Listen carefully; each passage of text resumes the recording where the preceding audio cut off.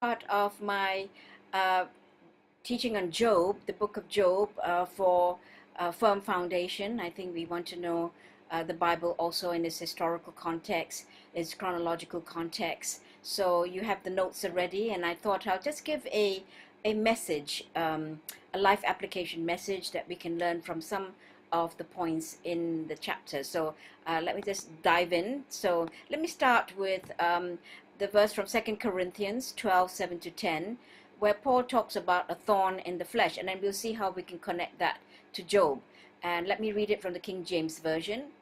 Verse 7, unless I should be exalted above measure by the abundance of revelation, a thorn in the flesh was given to me, a messenger of Satan to buffet me, lest I be exalted above measure. Verse 8, concerning this thing, I pleaded with the Lord 3 times that it might depart from me. Verse 9, and he said to me, my grace is sufficient for you, and my strength is made perfect in weakness. Therefore, most gladly, I'll rather boast in my infirmities, that the power of Christ may rest upon me. Verse 10, therefore, I take pleasure in infirmities, in reproaches, in needs, in persecutions, in distresses for Christ's sake. For when I'm weak, then I'm strong. It's a very familiar verse that we know, and it's an encouraging verse to say whatever difficulties we're going through, there is a reason and there's a purpose that we can glorify the Lord. So let's go to verse 7 again. Read it again. And unless I should be exalted above measure by the abundance of the revelations, a thorn in the flesh was given to me, a messenger of Satan to buffet me, lest I exalted above measure.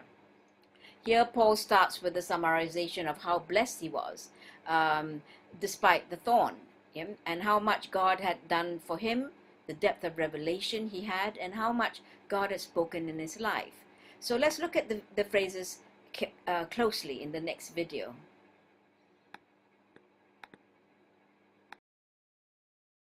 So we just continue with a little bit of life application that we can learn from Job, together with 2 Corinthians. So we can establish that Paul talked about his thorn as something that was inflicting him, maybe an infirmity or a reproach, a need, or persecutions or distresses, because he shares that in verse 10 in 2 Corinthians 12. So let's look at these phrases carefully now and closely.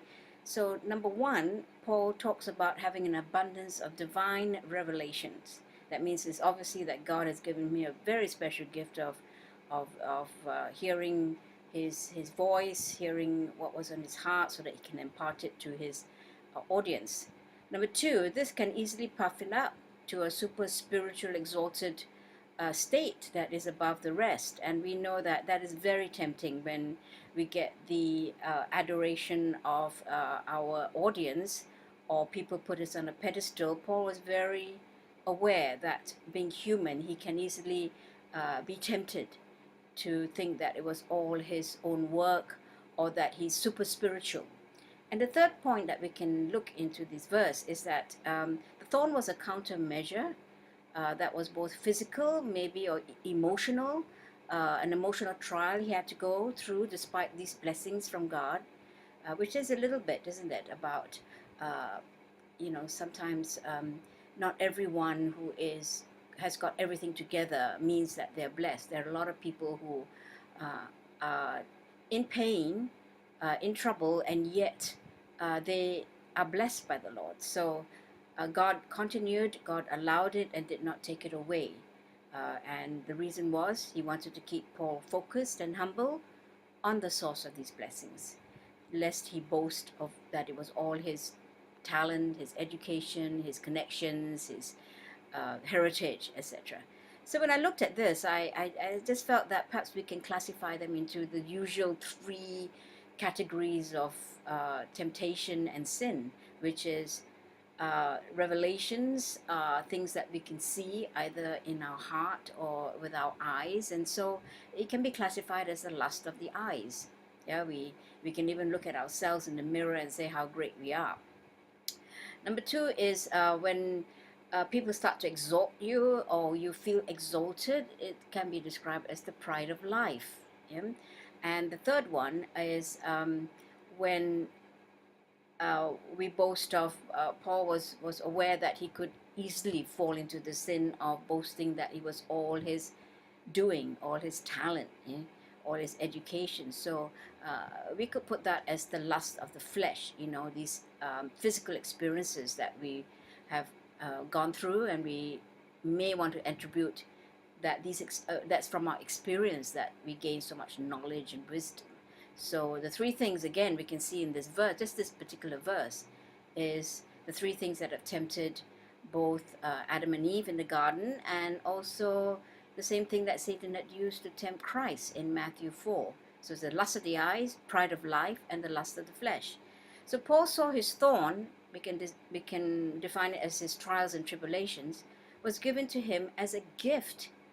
In verse 7 it says it was given to me. So when something is given to you, you can say it was a gift. So can we also see that our difficulties as a gift for a higher purpose in us? Yeah, that God is giving, keeping us from sin, from the lust of the eyes, the lust of the flesh, and pride of life. And that Paul also knows and is aware in his position right now that how easily he can fall into that. The next thing is, let's connect it to Job. And here God said to Satan, "Have you considered my servant Job? There is no one on earth like him. He's blameless and upright, a man who fears the Lord and shuns evil." So God establishes his property, that Job belongs to him, and God promotes him. Stay tuned for the next part, where we will look at connecting Job to what Paul taught us in Corinthians. I'll be right back. We're starting to connect what Paul was saying in 2 Corinthians to Job chapter 1 verse 8, where God sort of endorses Job in front of Satan to say that he was, first of all, my servant Job, which means that Job belongs to God, and that God gave him a very good report of his integrity and even his spiritual life. He fears God and shuns evil. And so we can see that God establishes his property, that Job belongs to him. So remember one thing, that in Job, we know that Satan had to get permission from God to get near Job. And this tells us that God is in control, and the devil is not able to do whatever he wants to do in our life.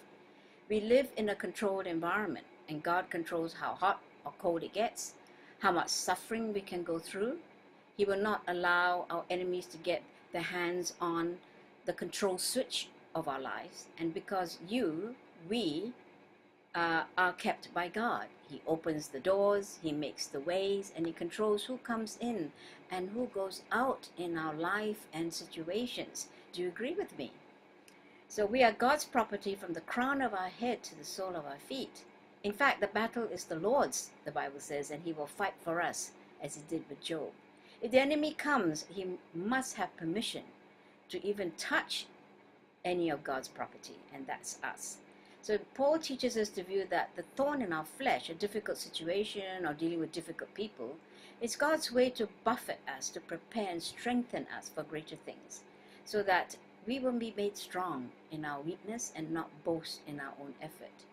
And at the end of all, we can see how blessed we are to be controlled and kept by God, by how much God has done for us, the depth of revelation he has poured on us, and how much God has spoken into our lives.